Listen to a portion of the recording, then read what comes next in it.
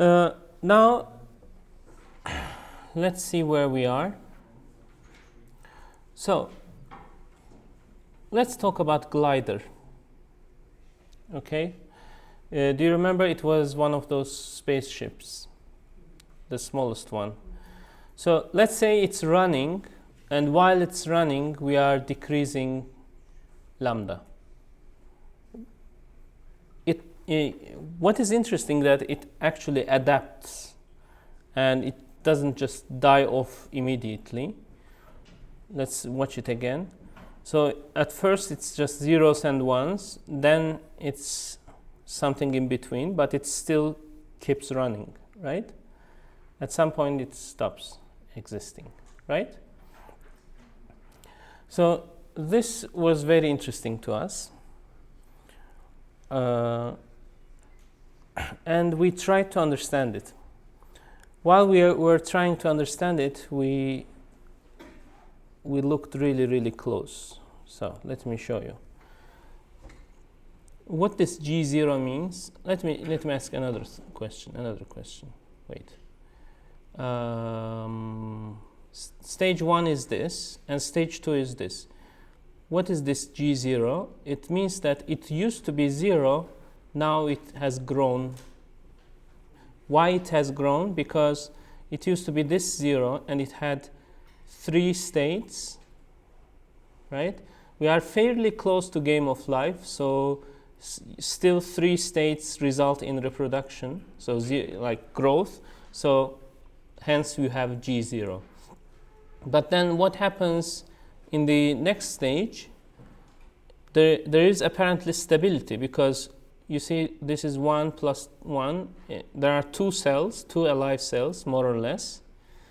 And 2 alive cells correspond to stability, so G0 is still G0. What happens here, there was G0, now it has 3 neighbors, 3 alive neighbors, more or less. So it will get another G0, so it will be GG0. GG0. Look, the thing is that once you follow this up, you will see that if you are doing really carefully, you are getting exactly the same operators after 4 steps. Do you see G0, G0, GG0, GG0, G0, G0, GG0, GG0? Do you see it? Now, do you remember that each of these corresponded to a polynomial in lambda? If you have G0, it's actually lambda. Okay? If you have GG0, let's see what GG0 was. Let's see. GG0 is 1 minus 1 minus lambda squared. Do you see it? I think GG0 will be 1 minus 1 minus lambda cubed, etc. I think, I'm not sure. I'm sure. It's GG0. GG0 is that. So, as you can see, let me just go to the relevant place. So each one is a polynomial. This is a polynomial in lambda in the first order, second order. This is 6th order, etc. Now, why it stops existing? It stops existing because one of the crucial processes, like each process here is crucial. Like this, every cell here needs to go every cell here, so that it can go to here, so that it can go here, so that it can reproduce itself at a later stage. If you break any of those cycles, it may not work. Okay? So we are actually plotting, for example, if I take this state and look at all the polynomials around it, and I sum them up, I'm going to get an 11th order polynomial. If that 11th, let's say I plot that polynomial, These are those polynomials. This is, for example, the plot for this particular cell. So what you are seeing here as a plot is this polynomial plus this polynomial plus this polynomial plus this polynomial plus this plus this plus this, and there's an 11th order polynomial. And when it goes from decay to stability, Rayfish stops, not Rayfish, it will come later. Glider stops existing. Yes? Everyone is with me? So we can actually exactly pinpoint the place where glider stops existing. This is what happens when a scientist decides that he can study anything he wants, whether it's relevant or not, right? Exactly. So later we noticed that, let me show you actually in the game. This is our game, right? So for game of life, let me start with, yeah, this is very nice. Let me start with this. So I start in the middle. Okay, nothing happened, so let me just start it again. Just bear with me for a time. Like, let's say 40, let's say 300. And this one is still mysterious. What is R, right? And here's what is R. When you plot using Pygame, I'm using every pixel. But if I plot in 1 pixel, you will not see it. So I am actually plotting every pixel as R by R pixel so that you can see. So it's the pixel size of 1 pixel. 1 pixel is 4 pixels now. Ready? Where is it? Yeah. You see, I started from something in the middle, and you can see that these are creating these gliders, and we can clearly see them going out. Very good. Now, what happens if I decrease lambda? In particular, what happens if I decrease it all the way down to 0.84? That's the magic number. Do you see something else emerges? Something giant. Do you see it? Let's keep waiting. There is another one. It was about to go out, but couldn't go out. Yeah, there's another one. If it doesn't die, there's another one. There's another one. That's the same one. This is the another one. So as you can see, a very complicated thing emerges out of nowhere. Okay? And we really liked it, so we named it. We named it Rayfish because it looks like a rayfish. So it starts with let's take a very simple state. In normal game of life, this state would evolve into blinkers like this, okay? But when it's 0.84, it stands up and starts walking, okay? Now, what is this creature? Okay, we have a nice picture here, so let me put myself here. Where is? Yeah, so Rayfish. All right, let me show you. It's a period 36 propagator. It repeats itself after 36 steps. Everything has to go according to plan during those 36 stages. If you change anything, it will die, right? But it turns out that it starts at this famous lambda A. Actually, we found Rayfish once we analyzed that really sharp peak there in the density. There is a change in the density We tried to attribute it to Rayfish, but you can still attribute it to that, but let me go back to Rayfish.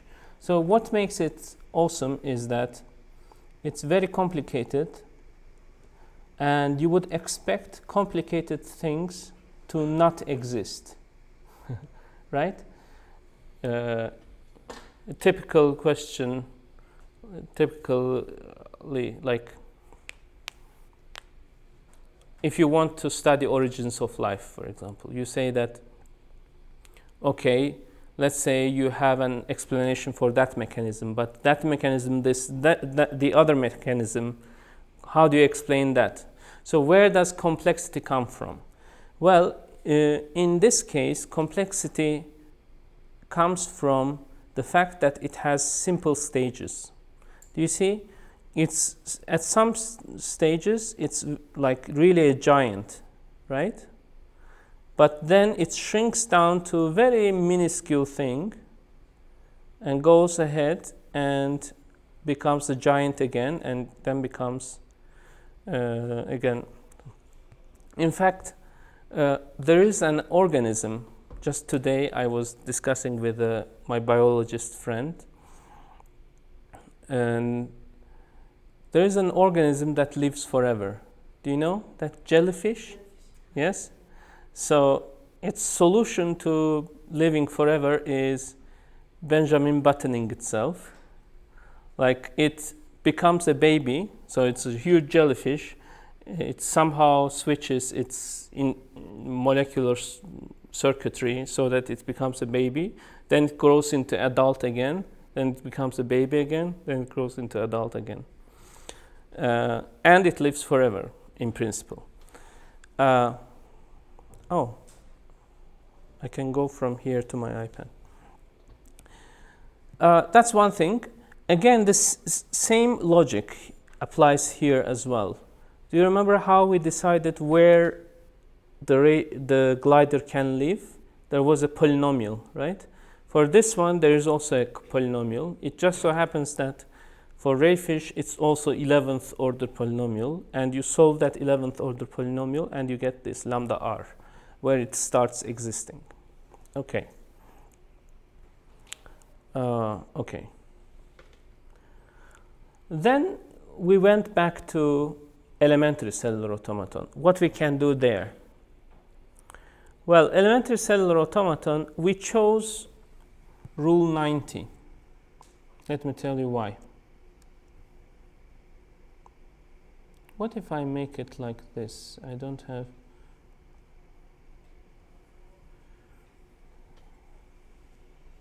Just give me a moment.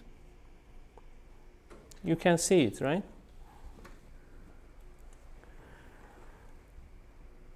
So we particularly focused on rule 90 because it is outer totalistic.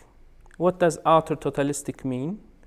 It means that the fate of this middle cell depends on the total value of the outer cells, just like in Game of Life, right?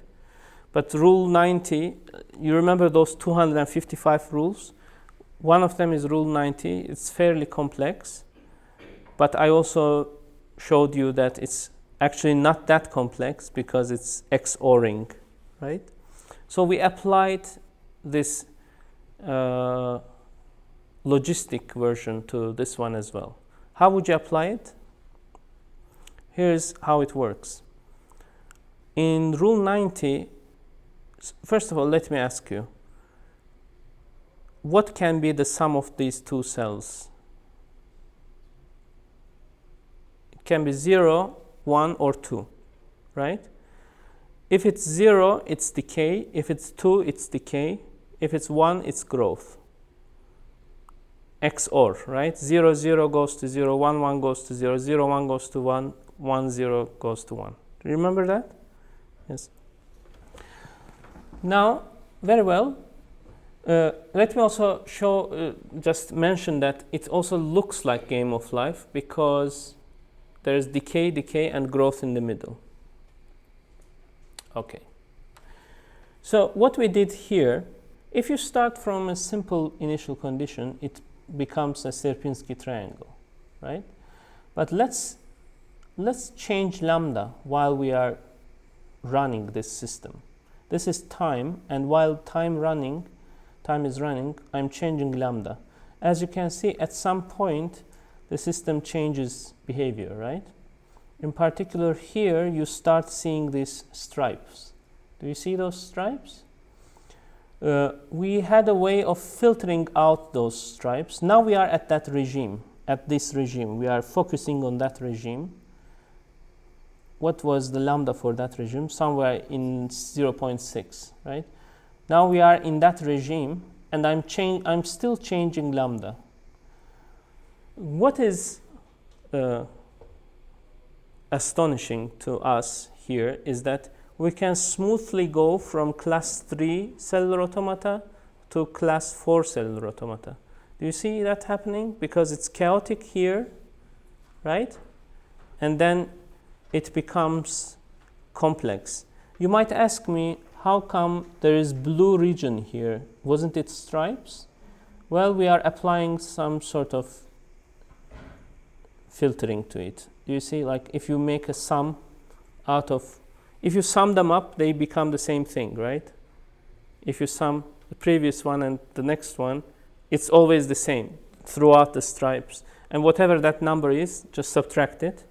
So apparently that number is 2. So you get a blue space and you can see things clearly. I promised myself that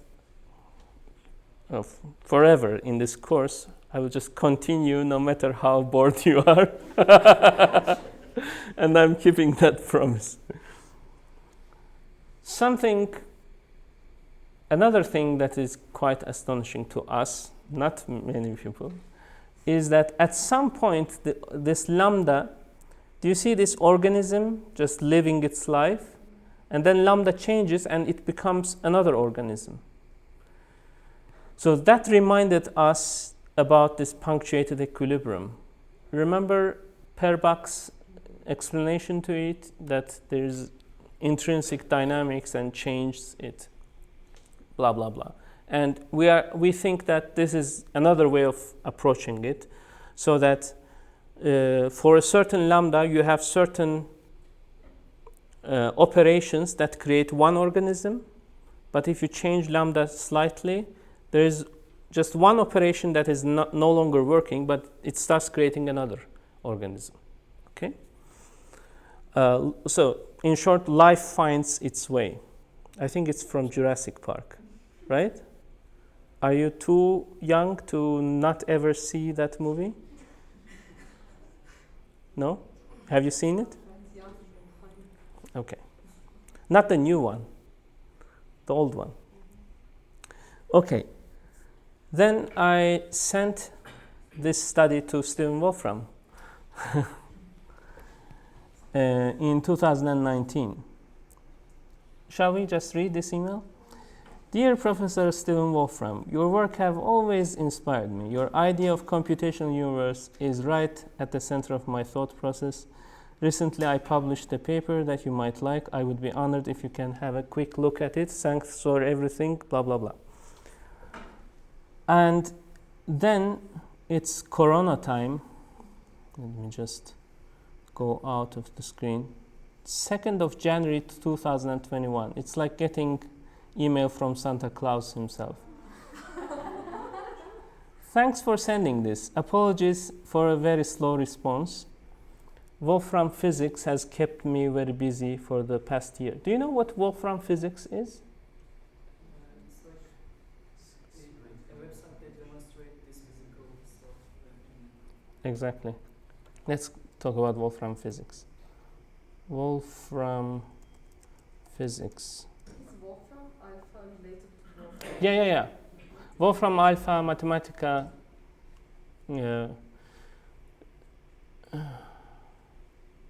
So, do you remember at the beginning of the course I said that there is a speculation that physics starts from computation, right? This is that project, the Wolfram physics project. This is the only actual attempt of deriving physical laws, starting with these kinds of computations, graph rewritings and stuff like that. Where is the visual summary? Yes. This is the visual summary.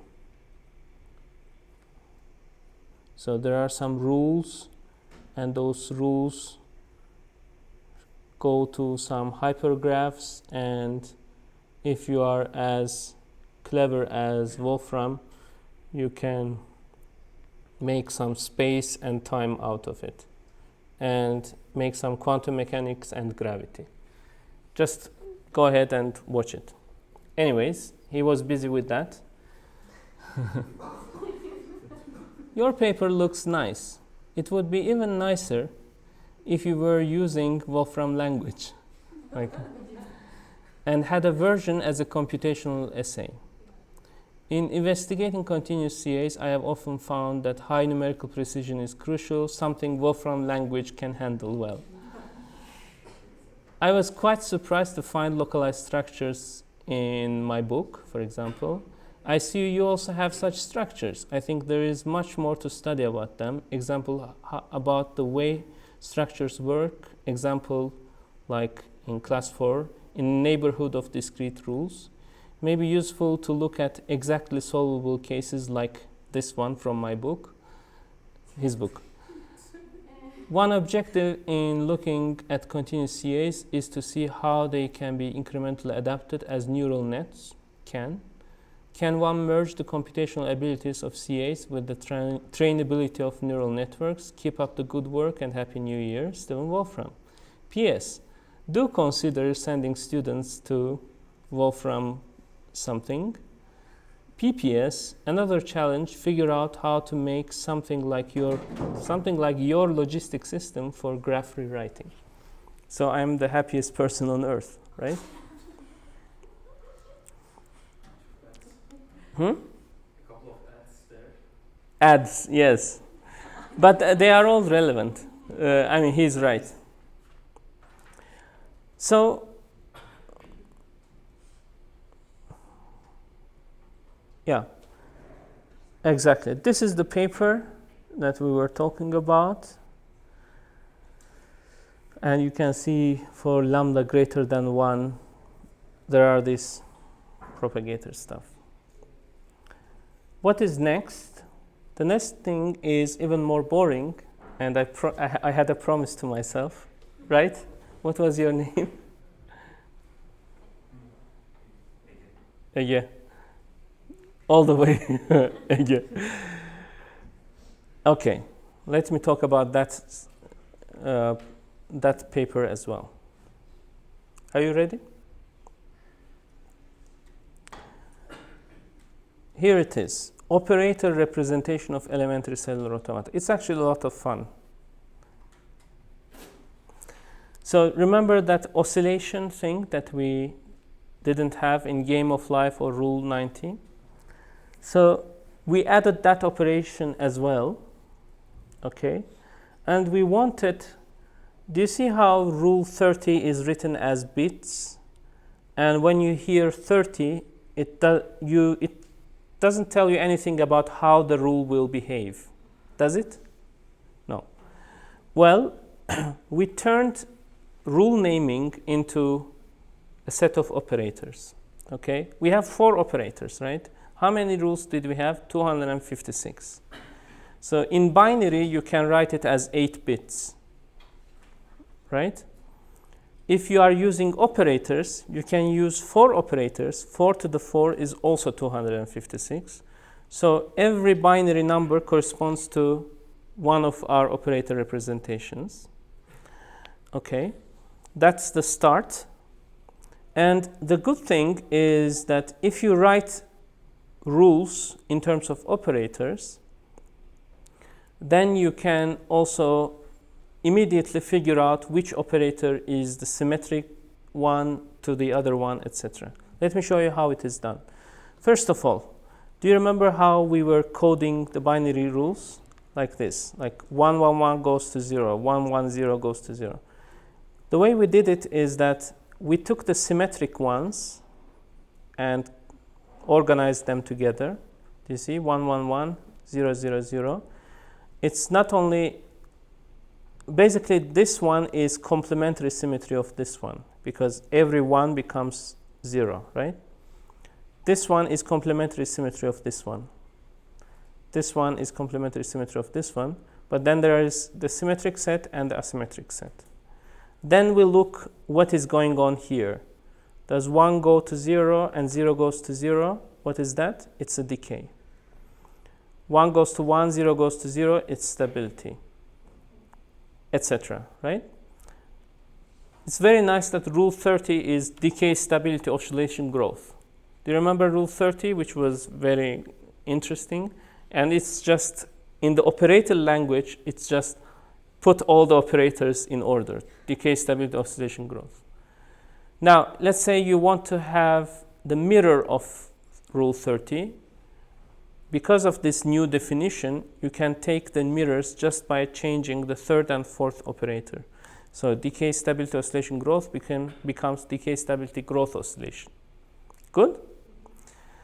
Since you have these nice properties, you can actually build a periodic table of all elementary cellular automatas. Let me take my pretty face. Yeah.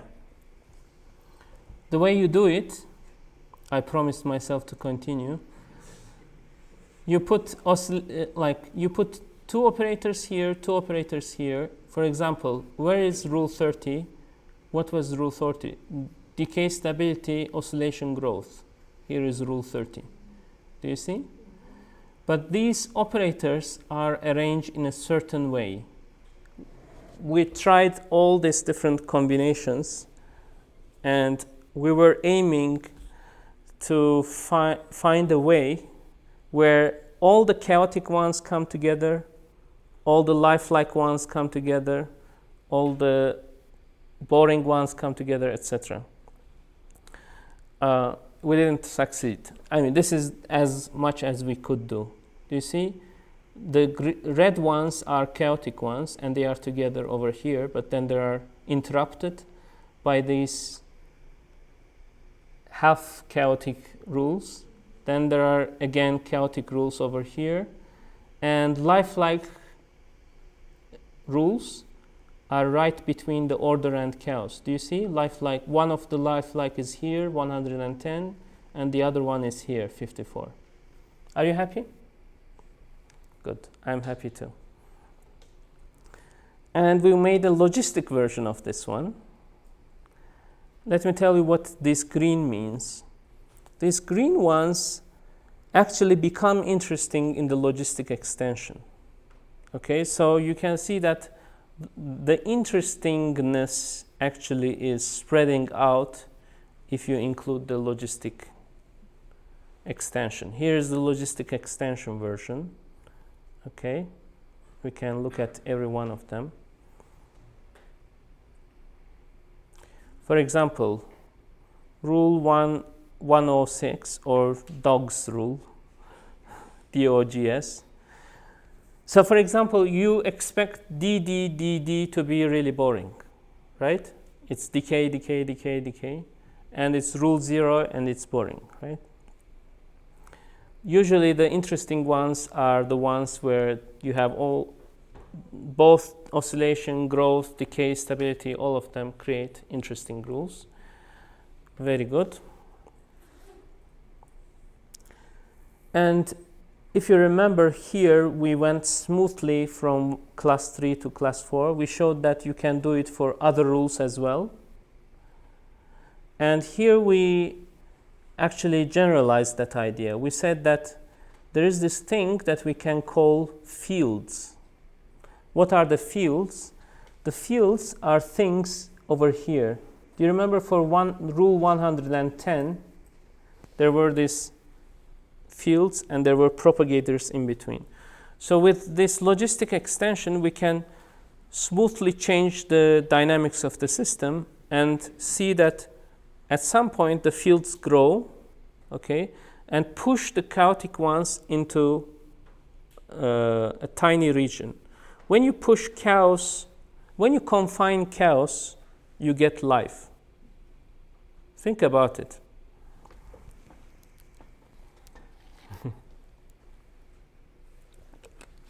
I have chaotic rule going like this.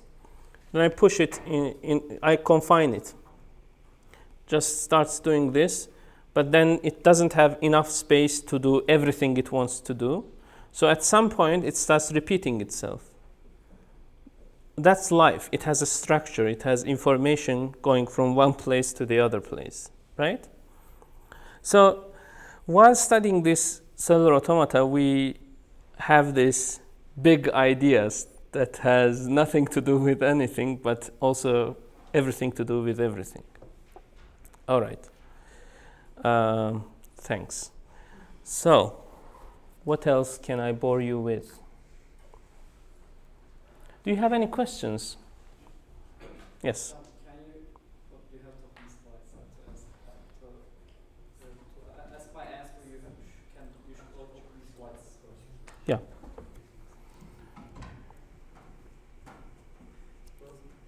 Yes, you said like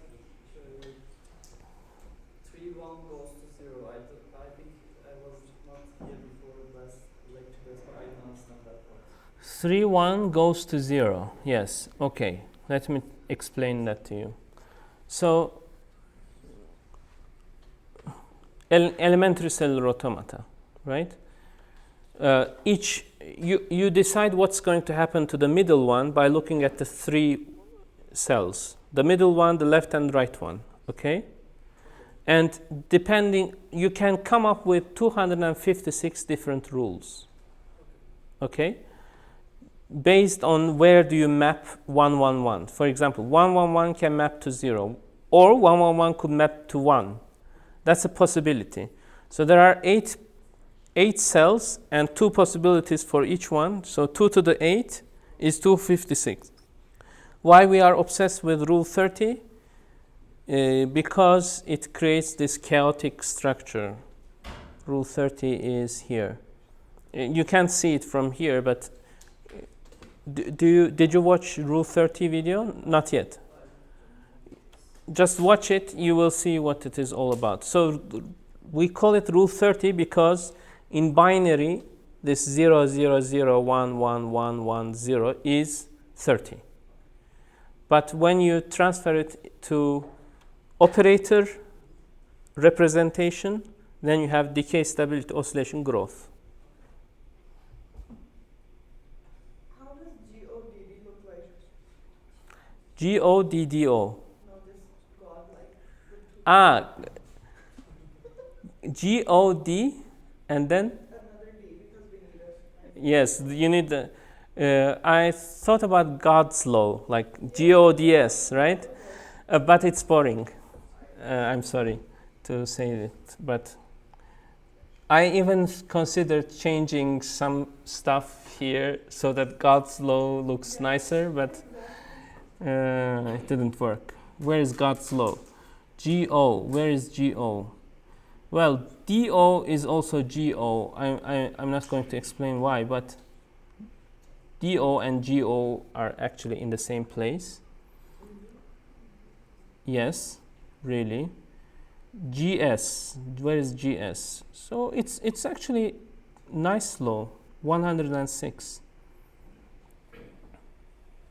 No. We are looking for DS, right? Yeah, it's this one. Yeah, it's just emptiness. Yeah. Any other nice questions like this? Yeah, what can you say about Rule 30 based on your analysis of your reply? Rule 30, like 30. Can I solve $30,000 problem or not? If you had, I think you would have said it. Yeah, I tried. That's why I'm asking. What Yeah, I tried, but it's. I mean, when you don't know whether it's solvable or not, or when you have a feeling that most probably it's not solvable, you don't bother. But then again, you can prove that it's computationally irreducible, then you would probably still get $30,000. But it's not about $30,000, of course. It's about interests and stuff like that. So I was interested for a while with that. didn't find a way to attack it and left it for now. Yes? Number file video of you. I wouldn't dare. Do you have any other questions? Comments? Suggestions? Did I explain all the codes? I did explain all the codes.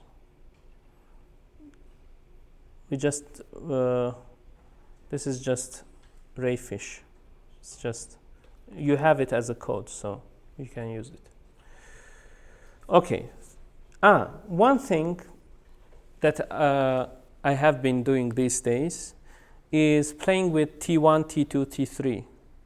There are also those parameters, and I'm finding all kinds of creatures, like butterflies, flapping their wings, etc. And since I have many animals now, the idea of, here's the big idea I have recently. Ready?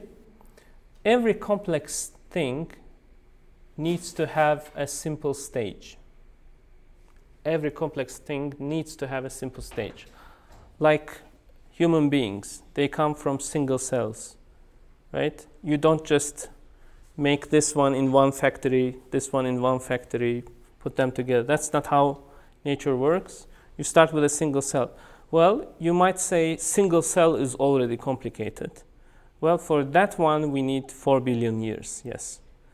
But even that started with a simple stage, and you just needed 4 billion years to come to that complicated stage. But in any case, and for those who need hope these days that things can change for the better, here is the thing. If you are thinking that you can't change the world, you can't make that, you can't become a giant at the face of all those giants that are you are thinking are evil or bad for the world, etc. Remember that you can start now with simple stuff, and maybe, and that's what leads to those complicated things, big things, well-oiled machines, etc. You just need to believe that starting simple can lead to complex things, big things, huge things. Okay? Let's stop here.